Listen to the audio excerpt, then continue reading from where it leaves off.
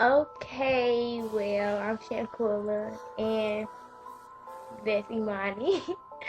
and this is our shout out video. So, I guess I'm gonna start first.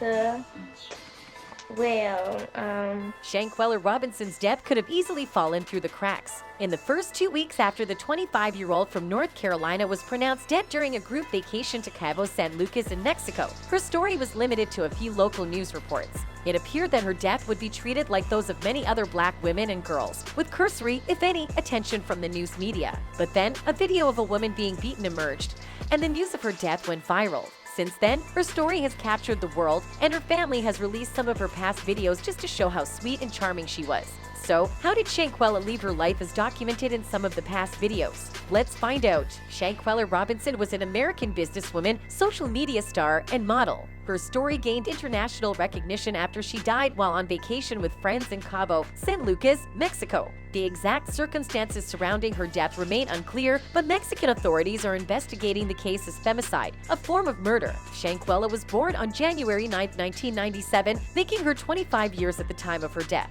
She was the daughter of Bernard Robinson and Salamander Robinson. She also has an older sister, Tequila Quilulan. In this footage released by her family, young Shanquella, only age 15, can be seen chilling and chatting with some of her childhood friends. Her family says that she was very popular with her peers and was loved by literally everyone around her. According to her parents, Shanquella was born and raised in Charlotte, North Carolina, United States. She attended West Charlotte High School, graduating in 2015. She then enrolled at Winston-Salem State University, a historically black public university in North Carolina. In this video, young Shanquella can be seen in her cheerleading uniforms, donning yellow alongside some cheerleading squad members. She seems so happy, making us wonder how her killers never found it unfair for her to undergo such a torturous death. After graduating from college, Shanquella went into business, launching several ventures. She ran a braiding business for children, Exquisite Kids, based in Charlotte, North Carolina. Besides from kids, she also braided men and women.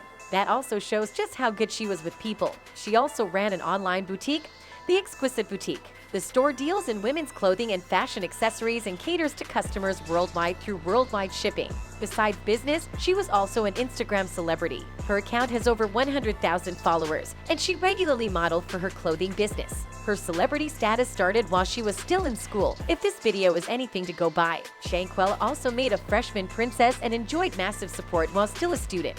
Her beautiful life was cut short in the worst ways possible. Shanquella traveled with 6 friends to Mexico on October 28, 2022. They checked into the Puerto Los Cabos resort apartments in Cabo San Lucas, Mexico, where they were to spend their vacation. A day later, she was found by paramedics in their apartment in an unresponsive condition. After several attempts to resuscitate her, she was declared dead at 5:57 p.m. Her friends, who were with her in the apartment, told the doctors and the investigating officers that she had died of alcohol poisoning. This was the same story they told her family when they called them to inform them of her death. However, a few days later, cracks emerged from their version of events. As her story spread, her friends' suspicious behavior became public.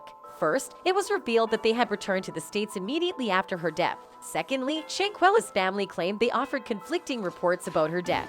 Soon after, a video of Shanquella being attacked by one of her friends went viral. In the video, she can be seen viciously assaulted by one of her friends and even her body being slammed to the floor while naked. The rest of her friends in the room were just watching her attack while some were filming it.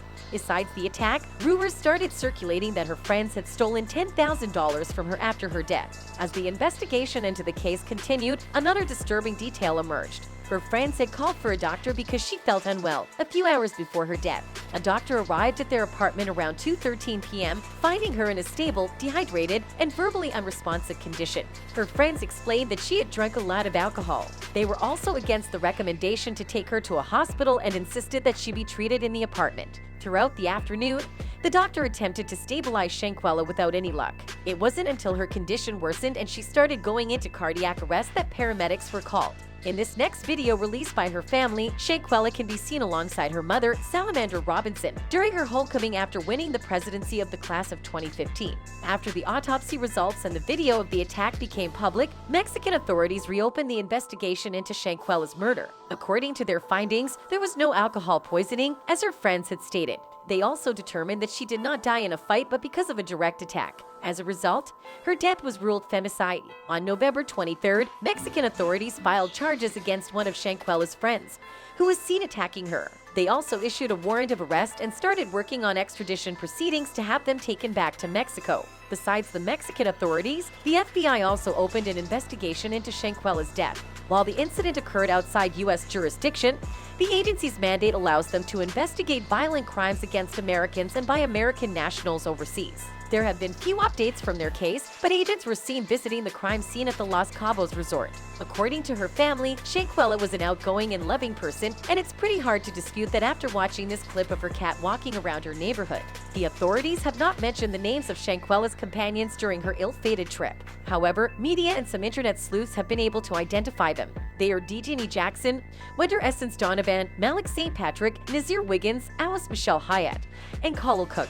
They were all people she had met at Winston-Salem University. They left Mexico soon after Shanquella's death, with each of them visiting her family. However, as details about her death started to emerge, they went underground, most deleting their social media profiles and disconnecting their numbers. Shanquella's body was repatriated to the U.S. on November 12th. The funeral service was held on November 19th at the Macedonia Baptist Church in Charlotte, North Carolina. Her burial attracted hundreds of mourners, including dozens of family members, friends, and the community. A GoFundMe account that her sister, Quilla Lawn, had set up for the funeral costs also attracted a lot of interest, raising nearly $400,000. The final video released by her family shows Shanquella just looking pretty while playing with her hair. It's heartbreaking she had to die so young.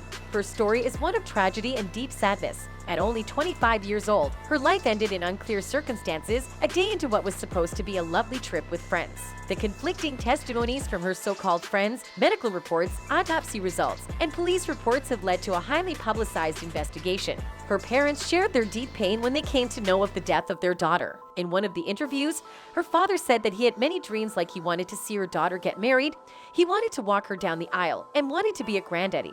But now all his dreams are shattered now that his daughter is gone. He would never hear her voice again calling him daddy. In an interview with The Independent, Shanquella Robinson, Shanquella's mother, says the FBI has only offered vague details about what their investigation has learned. "I'm just trying to wait for somebody to be arrested. The FBI is not telling anything," she said. She was a good person, loved people, loved life, Shanquella's mom said, noting that she owned 2 businesses. You know, she had harder goals. She didn't mess with nobody. Whatever happens, we hope her family will find justice and her murders will be brought to book. And that's it from us today. Until next time, bye.